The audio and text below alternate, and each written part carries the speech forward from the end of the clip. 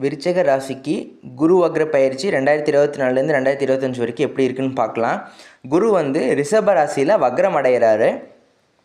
October 9, 2024 இருந்து பிப்ரவரி 4, 2025 வரைக்கும் ஒரு 3 மாதம் 26 நாள், ஒரு 4 மாதம்னு எடுத்துக்கலாம். குரு பகவான் வக்ரம் அடைகிறாரு. அவர் ராசியை பின்னோக்கி கிடக்க மாட்டார், நட்சத்திர பாதங்களை தான் பின்னோக்கி கிடப்பார். ஸோ வக்ரம்னா என்ன? உங்களுக்கு சனியோட வக்ரம், சனி வக்ரம் உங்கள் ராசிக்கு எஸ்பெஷலாக விருச்சிக ராசிக்கு எந்த மாதிரியான பலன்கள்னு நான் போட்டிருக்கேன். வக்ரம்னா என்ன, சனி வக்ரம் எந்த மாதிரியான பலன்களை விருச்சிக ராசிக்கு செய்யுங்கிறத நாங்கள் தனியாக வீடியோ போஸ்ட் பண்ணிக்கிறோம் சேனலில். பார்க்காதவங்க போய் பார்த்துக்கோங்க. நம்ம இப்போ கண்டென்ட்டுக்குள்ளே வருவோம்.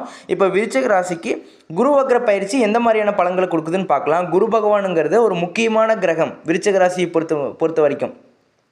லார்ட் ஆஃப் 2 and 5, 2ஆம் வீட்டுக்கு அவர் தான் அதிபதி, 5ஆம் வீட்டுக்கு அவர் தான் அதிபதி. 2ஆம் வீடு அப்படின்னா தனம், குடும்பம், வாக்கு, வாழ்க்கை, பொருளாதாரம், இது எல்லாத்துக்கும் அவர் தான் அதிபதி அப்படின்னு சொல்லலாம். 5ஆம் இடம் அப்படிங்கிறது பூர்வ புண்ணியஸ்தானம், குழந்தை பாக்கியம், கல்வி, அறிவு, ஆற்றல், திறமை, இந்த மாதிரி பூர்வ ஜென்ம புண்ணியம் இது எல்லாத்தையுமே குறிக்கிறது 5ஆம் இடம். அப்போ இந்த 2 வீட்டிற்கும் அதிபதியாக வர குரு பகவான் எந்த மாதிரியான பலன்களை வக்ர காலகட்டத்தில் கொடுப்பாருன்னு பார்க்கலாம். விருச்சிக ராசியை இப்போ குரு பகவான் தன் பார்வையால் பார்த்துட்டு இருக்கிறாரு இப்போ கரண்ட்டில். ஏன்னா குரு பகவான் விருச்சிக ராசிக்கு 7ஆம் வீட்டில் இருக்கிறாரு. அது ரிஷப ராசியில் தான் இருக்காரு. அது சுக்கிரனோட வீடு. அங்கிருந்துட்டு உங்களோட ராசியை பார்க்கிறாரு. குரு தான் இருக்கும் இடத்தை விட பார்க்குற பார்வைக்கு தான் பலன் அதிகம்னு சொல்லுவாங்க. ஓகேவா? அந்த கான்செப்டில் பார்த்துட்டோம்னா உங்கள் ராசியே பார்க்கறதுனால உங்களுக்கு ஒரு நல்ல மாற்றம் ஏற்பட்டுருக்கு. உங்களுக்கு அப்படி தான் இருக்குது, போய்கிட்டு இருக்கு. ஒரு நல்ல ஒரு மாற்றம், ஒரு நல்ல பலன்களை தான் குரு பகவான் கொடுத்துட்ருக்கிறாரு. ஏன்னா அவர் உங்களுக்கு சாதகமான கிரகமாக வந்துட்டார். பிகாஸ் இன்னொரு விஷயம் இருக்குது, விருச்சிக ராசியில் சந்திரன் நீசமாவார். ஸோ அப்படி இருக்கிறப்போ குரு பகவான் தன் பார்வையால் பார்க்கறதுனால சந்திரனுக்கும் குரு பகவானுக்கும் ஒரு கனெக்ஷன் இருக்குது. அதனால் ஒரு நிறைய யோகம் ஏற்படும். ஸோ அதனால் உங்களுக்கு ஒரு ஃபேவரபுளாக இருக்குன்னு சொல்ல வரேன். குருவோட பார்வை விருச்சிக ராசி அப்படிங்கிறது இப்போ சந்திரன் அங்கே தான் இருக்கிற அர்த்தம். அப்போ சந்திரன் அங்கே நீசம் அடைவார். அப்போ அவர் அங்கே பார்க்கறதுனால உங்களுக்கு ஒரு நல்ல ஒரு மாற்றத்தை கொடுப்பாரு அப்படின்னு சொல்கிறார். அப்படி தான் கொடுத்துட்ருக்காரு. சில பேர்த்துக்கு சில தடை தாமதத்தை மீறி கொடுக்குறாரு. சில பேர்த்துக்கு கேட்ட உடனேவே நடக்கிற மாதிரி இருக்கும். ஸோ அந்த மாதிரியான சூழ்நிலை இப்போ போய்கிட்டு இருக்கு. வக்ர காலகட்டத்தில் வக்ரமாகிறார். எப்போ? அக்டோபர் 9, 2024 இருந்து பிப்ரவரி 4, 2025 குரு பகவான் வக்ரமாகிறார். ஒரு 4 மாதத்துக்கு வக்ரமாகிறாரு. அதனால் என்ன ஒரு மாற்றத்தை விருச்சிக ராசிக்கு கொடுப்பாருன்னு பார்க்கலாம். அப்படின்னா ஒரு திடீர்னு பொருளாதாரம் இந்த மாதிரி விஷயத்துலலாம் சில ஒரு ஒரு நிறைய செலவு ஏற்படக்கூடிய வாய்ப்பு இருக்குது. ஏன்னா வக்ரம் அடைகிறார்ல, 7ஆம் வீட்டில் இருந்துட்டு உங்களோட ராசியவே பார்க்கறதுனால உங்களுக்கு இது வரைக்கும் இருந்த லாபம், வரவு இதெல்லாமே என்ன ஆகும் அப்படின்னா இதெல்லாமே இருக்கும். பட் கொஞ்சம் செலவு அதிகமாகும் அப்படின்னு சொல்கிறேன். எல்லாமே இருக்கும், ப்ளஸ் போட்டு செலவு அதிகமாகும் அப்படின்னு சொல்கிறேன். ஸோ விரயம் ஏற்படக்கூடிய வாய்ப்பு இருக்குது. ஏன்னா எதனால் அப்படின்னா 2ஆம் அதிபதி அவர் தான். ஸோ அதனால் அவர் குரு பகவான் தானே, அவர் 7ல் இருந்து வக்ரமாய் உங்களோட ராசியை பார்க்கறதுனால என்ன ஆகும் அப்படின்னா விரயம் அதிகமாக, செலவு அதிகமாக ஏற்படும். அதை நல்ல செலவாக மாற்றிக்கோங்க, சுப விரயமாக மாற்றிக்கிட்டால் அது உங்களோட புத்திசாலித்தனம் அப்படின்னு சொல்கிறேன். ஓகேவா?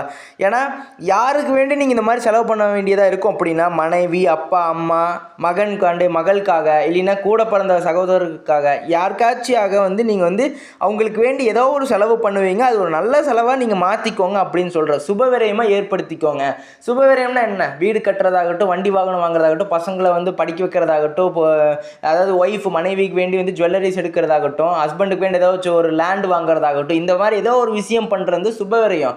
வீண் விரயம் அப்படின்னா இப்போ ஹாஸ்பிட்டலுக்கு போகிறீங்க, அங்கே செலவாகுது, அது நம்ம நினைக்கிறதோட பில்லு எச்சாகுது. இந்த மாதிரி இது தேவையில்லாத செலவாகுது. இல்லை, தேவையில்லாம வண்டி வாகனத்தில் ஏதாச்சும் ஒரு ரிப்பேர் ஆச்சுன்னா அது தேவையில்லாத செலவு. இது தேவையில்லாத செலவு, இது தேவையான செலவு. அப்போ தேவையான செலவை பண்ணிக்கிட்டு அது சுப விரயமாக கன்வெர்ட் பண்ணிக்கோங்க அப்படின்னு சொல்கிறேன். அது உங்களோட புத்திசாலித்தனம்னு சொல்கிறேன். ஓகேவா?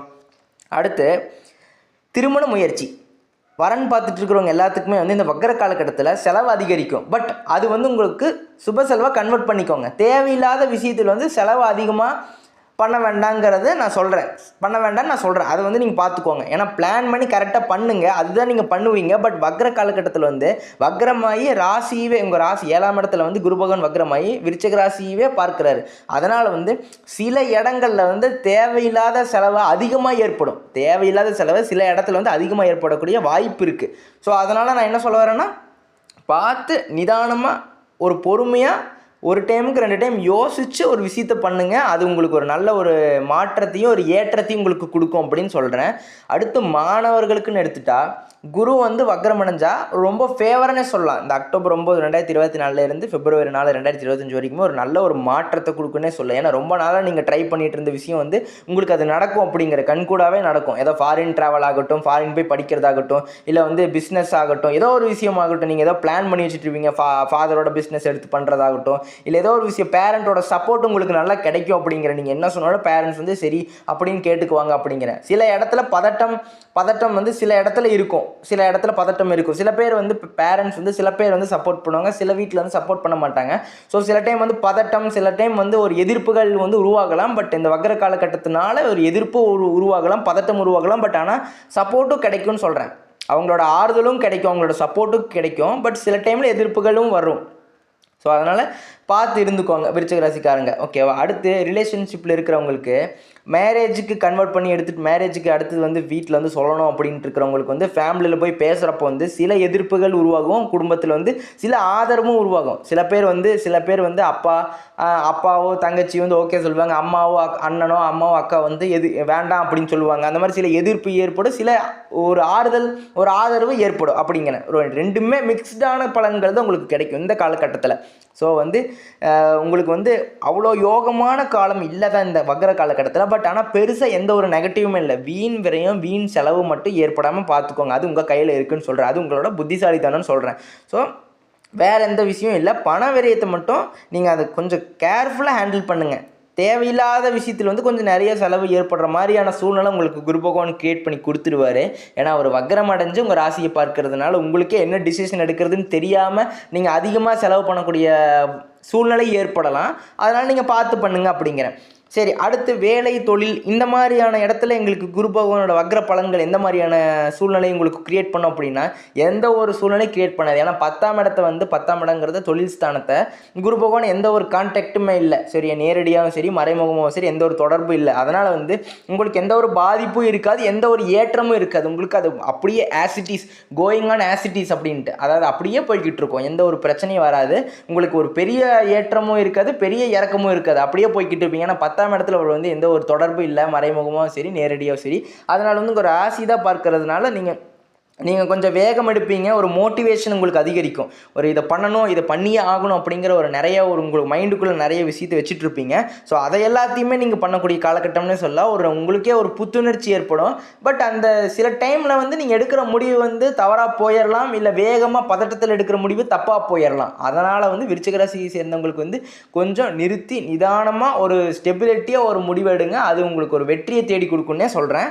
மற்றபடி வந்து இந்த மாதிரி காலகட்டத்தில் எதுவுமே இருக்காது. சில பல ஸ்ட்ரெஸ் இருக்கும், சில பயம் வரும். பட் இந்த காலகட்டத்தில் எப்போன்னா அக்டோபர் 9 2024 பிப்ரவரி 4 2025 வரைக்கும் சில பயம் இருக்கும், ஃப்யூச்சரை நோக்கி ஒரு பயம் இருக்கும், சில ஸ்ட்ரெஸ் இருக்கும், மன அழுத்தம் இருக்கும். இந்த மாதிரியான சூழ்நிலைகள் சில டைம் வந்து கிரியேட் ஆகலாம். பட் அது வந்து அது நம்மளுக்கு எந்த ஒரு பிரச்சனையும் பண்ணாது. பட் அந்த மாதிரி ஒரு சூழ்நிலை இருக்கலாம், ஓகேவா. என்னடா இது அப்படிங்கிற மாதிரியான டைம் இருக்கலாம் சில பேருக்கு. ஸோ அதனால் வந்து இந்த மாதிரி விஷயத்தில் கொஞ்சம் கேர்ஃபுல்லாக இருங்க. அதுதான் இந்த மாதிரியான பலன்கள் தான். பெரிய ஒன்று நெகட்டிவ்னே இல்லை, நான் சொன்னது வரைக்கும் பெரிய பாசிட்டிவ் இல்லை. ஏன்னா விரயம் இருந்துச்சுன்னா அதை வந்து சுபவிரயமாக கன்வெர்ட் பண்ணிக்கோங்க. ஏதோ லேண்டு வாங்குறது நல்ல விஷயம், ஃப்யூச்சரில் விற்றா அது வந்து டபுள் மடங்கு போகும். அதே மாதிரி வேறு ஏதோ வண்டி வாங்குறதாகட்டும், மனைவிக்கு வந்து ஏதோ ஜுவல்லரிஸ் எடுத்து கொடுக்குறதாகட்டும், நகைகள் ஏதோ ஒரு விஷயம், அது மாதிரி ஏதோ ஒரு விஷயத்தை வந்து சுபவிரயமாக பண்ணிக்கோங்க அப்படிங்கிற பசங்களுக்காக ஃப்யூச்சரில் பிளான் பண்ணுறதாகட்டும், படிப்புக்காகட்டும், சேவிங்ஸ் ஆகட்டும், இன்வெஸ்ட்மெண்ட் ஆகட்டும், இதெல்லாமே வந்து நீங்கள் வந்து பார்த்து கரெக்டாக பண்ணிக்கிட்டீங்கன்னா உங்களுக்கு அது வந்து சுப விரயமாக ஏற்படுறப்ப அது உங்களுக்கு ஒரு அனுகூலத்தை தான் கொடுக்கும் அப்படின்னு சொல்கிறேன். ஸோ அதனால் நீங்கள் அதை பார்த்து பண்ணிக்கோங்க. இன்னொரு முக்கியமான விஷயம் வந்து உங்களோட சுய ஜாதகம் இருக்குல்ல, உங்களோட நீங்கள் பார்த்துட்ருக்கிறவங்க உங்களோட சுய ஜாதகத்தை எடுத்துக்கோங்க. சரி, எடுத்துகிட்டு உங்களோட ராசி கட்டம், முதல் ராசி கட்டத்தை எடுத்துக்கோங்க, முதல் கட்டத்தை எடுத்துக்கோங்க. அந்த ராசி கட்டத்தில் வந்து 12 கட்டம் இருக்கும். அந்த 12 கட்டத்தில் குரு பகவான், குருன்னு எழுதியிருக்கும், இங்கிலீஷ்லேருந்து ஜேயூன்னு எழுதியிருக்கும், ஜூபிட்டர்னு எழுதியிருக்கும். அவர் வந்து குரு பகவான் தான் நான் இப்போ சொல்லிக்கிட்டு இருக்கேன். அவர் வந்து வக்ரமாக இருக்கான்னு பாருங்கள். வான்னு போட்டிருக்கும் தமிழில், இல்லைன்னா இங்கிலீஷில் 6ன்னு போட்டிருக்கும் இங்கிலீஷ் சார்ட்டில் பார்க்குறவங்களுக்கு. நான் ஏன் சொல்கிறேன் அப்படின்னா, நீங்கள் உங்கள் சுய ஜாதகத்தில் வந்து குரு பகவான் வந்து நீங்கள் பிறக்கிறப்ப வந்து குரு பகவான் வக்ரமாயிருப்பார். அந்த டைமில் நீங்கள் பிறந்திருப்பீங்க. அது இந்த 4 இப்போ நான் எடுத்துக்காட்டுக்கு சொல்லணும்னா, அக்டோபர் 9, 2024 இருந்து பிப்ரவரி 4, 2025 வரைக்கும் ஏதோ ஒரு குழந்தை பிறக்குது அப்படின்னா அந்த டைமில், அப்போ அந்த குழந்தையோட பையனோ பொண்ணோட ஜாதகத்தில் வந்து குரு பகவான் வந்து வக்ரமாயிருப்பார். ஏன்னா அந்த காலகட்டத்தில் தானே அந்த குழந்தை வந்து பிறந்திருக்குது. ஸோ அப்படி நான் என்ன சொல்லணும்னா, நீங்கள் உங்களோட சுய ஜாதகத்தில் பார்க்குறப்போ அந்த அந்த சுயஜாதகத்தில் அந்த டைமிங், அதாவது குரு வக்ரமான டைமிங்கில் வந்து நீங்கள் பிறந்திருந்தீங்கன்னா உங்கள் சுயஜாதகத்தில் குரு வந்து வக்ரமாயிருக்கு. உங்களுக்கு புரியுதா? அதனால தான் ஒரு எடுத்துக்காட்டு சொன்னேன். ஸோ அப்போ உங்கள் சுயஜாதகத்தில் குரு பகவான் வந்து வக்ரமாயிருக்கான்னு பாருங்கள். வக்ரமாயிருக்கு அப்படின்னா, எக்ஸாம்பிளுக்கு வக்ரமாயிருக்கு அப்படின்னா எப்போ அக்டோபர் 9, 2024 இருந்து பிப்ரவரி 4, 2025 வரைக்கும் 4 மாதம் வந்து குரு பகவான் அதாவது கோச்சாரத்தில் வந்து வக்ரம் அடைகிறாரு. ஸோ இதனால் என்ன வரும் அப்படின்னா, ஒரு ஃப்ரீக்வன்சி செட் ஆகும். அதாவது அது ஒரு மைனஸ். குரு பகவான் வக்ரமாயிருக்கிறது ஒரு மைனஸ்ன்னு எடுத்துக்கோங்க. உங்களோட சுயஜாதகத்தில், அதாவது சுயஜாதகத்தில் ஒரு மைனஸ். இப்போ வந்து இப்போ அந்த 4 மாதம் வந்து உங்களுக்கு வந்து குரு பகவான் வக்ரம் அடையுதில்ல கோச்சாரத்தில் 2024 இந்த அக்டோபர்லேருந்து பிப்ரவரி வரைக்கும், அப்போவும் குரு பகவான் வந்து வக்ரமாகிறார். அது ஒரு மைனஸ். அப்போ மைனஸ் இன்ட்டு மைனஸ் ப்ளஸ் அப்படிங்கிறப்ப ஒரு நல்ல ஒரு பாசிட்டிவான மாற்றத்தை கொடுக்கும். யாருக்கு? விருச்சிக ராசி சார்ந்தவங்களுக்கு. உங்களோட ராசியில் வந்து உங்களோட ராசியில் ஏதோ ஒரு கட்டத்தில் குரு பகவான் இருந்து அங்கே வந்து அவர் வக்ரம் அடைஞ்சிருந்தாருன்னா உங்களுக்கு அந்த மாதிரி ஒரு நல்ல பலன்களை கொடுப்பார் அப்படின்னு சொல்கிறேன். சரி, வக்ரம் அடையில நார்மலாக தான் இருக்குது அப்படின்னு சொல்கிறவங்களுக்கு வந்து நான் இப்போ சொன்ன பலன்கள் நடக்கும்.